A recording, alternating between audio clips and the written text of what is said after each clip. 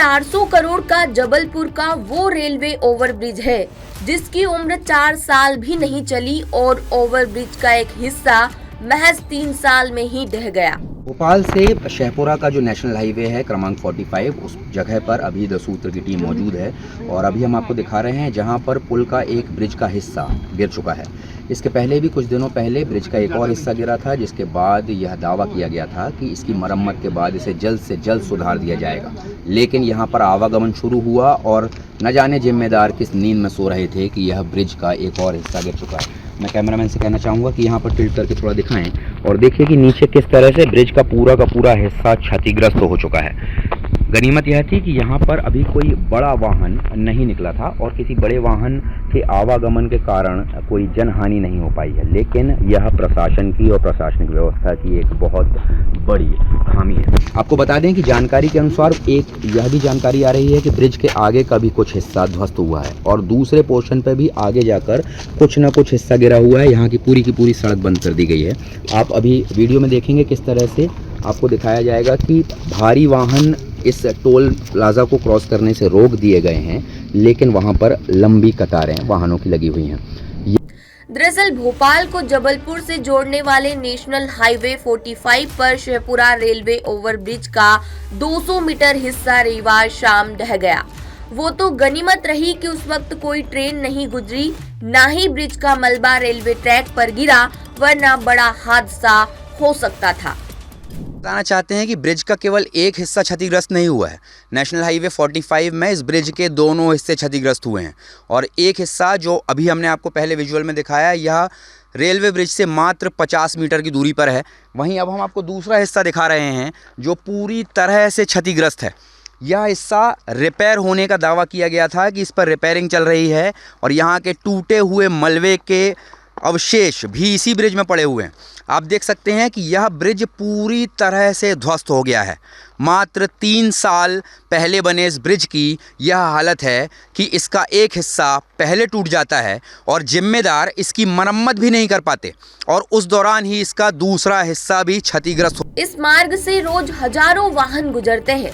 जबलपुर और भोपाल के बीच ये मेन रास्ता है।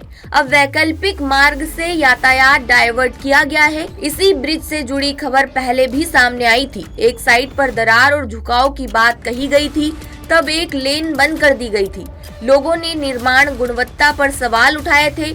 आरोप लगे कि पुल में दरार समय से पहले आई और अब पूरा ढांचा गिरने से आशंका बढ़ गई है।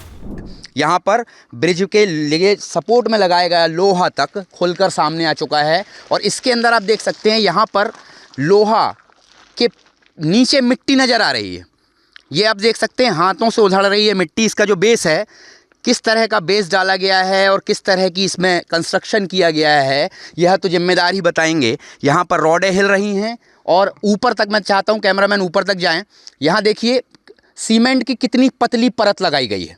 वहाँ तक मैं पहुँच नहीं सकता हूँ क्योंकि वह थोड़ा सा जगह थोड़ी खतरे वाली है, लेकिन आप यहाँ देखिए, मैं कैमरामैन से रिक्वेस्ट करूँगा थोड़ा ये दिखाएं। यहाँ पे देखिए आप कितनी पतली परत सीमेंट की लगाई गई है और पूरी चारों तरफ केवल मिट्टी भरी हुई है। मतलब मिट्टी की भराई कराकर थोड़ी सी सीमेंट परत लगाकर यह साइड वॉल बनाई गई थी और इसके बाद इतनी पतली सी एक जाली लगाई गई थी। इस कारण ही घटिया गुणवत्ता के कारण यह पुल ध्वस्त हुआ है और इसमें जिम्मेदारों की पूरी जिम्मेदारी बनती है। एक तरफ तो टोल फ्री करने का दावा किया गया है और सारे टोल गेट खोल दिए गए हैं, लेकिन यहाँ से जो भी गुजर रहे हैं फास्टैग से उनके 85 रुपए काटे जा रहे हैं। दूसरी तरफ MPRDC के अधिकारी अब इस मामले से पल्ला झाड़ने के लिए बता रहे हैं कि निर्माण कंपनी को पहले नोटिस जारी किया गया था और अब उस कंपनी को ब्लैकलिस्ट कर दिया गया है। ये इस ब्रिज का निर्माण किस कंपनी के द्वारा किया गया है? मैसेज वागड़ इंफ्रा द्वारा। ये कब किया गया है? ये वर्ष 2022 में पूर्ण किया गया है। हाँ, और ये लगभग कितने करोड़ का ठेका था? लगभग 400 करोड़ का। हाँ, तो ये मरम्मत की जो शुरुआत हुई थी ये कब हुई थी? ये नवंबर में शुरुआत हुई थी मरम्मत की। नवंबर 2025। जी। तो अब क्या स्थिति है, इनके खिलाफ में क्या एक्शन लिया जाएगा? ये अनुबंधानुसार एक्शन एक्चुअली ऑलरेडी लिया जा चुका है और उनकी दोष दायित्व अवधि है, तो उनके द्वारा ही संधारण किया जा रहा है इसमें। जी। नहीं तो क्या ब्लैक लिस्ट की कार्रवाई हो रही है? जी। ये कब तक हो जाएगी पूरी? ये एक्चुअली ऑलरेडी हो चुकी है। अच्छा, ब्लैक लिस्टेड किए जा चुके जी हैं। जी। ओके, तो क्या इनसे ये वापस पुनः निर्माण किया जाएगा? हाँ, इनके ही हर्जे खर्चे पर कराया। बहरहाल अब सबकी नजर जांच रिपोर्ट पर है। पहले भोपाल का 90 डिग्री ब्रिज, फिर रायसेन में ब्रिज गिरना और अब जबलपुर का ये हादसा, ये सब प्रदेश के इंजीनियर की क्षमता और उनके इरादों पर सवाल उठा रहे हैं। जबलपुर से नील तिवारी की रिपोर्ट। लेटेस्ट,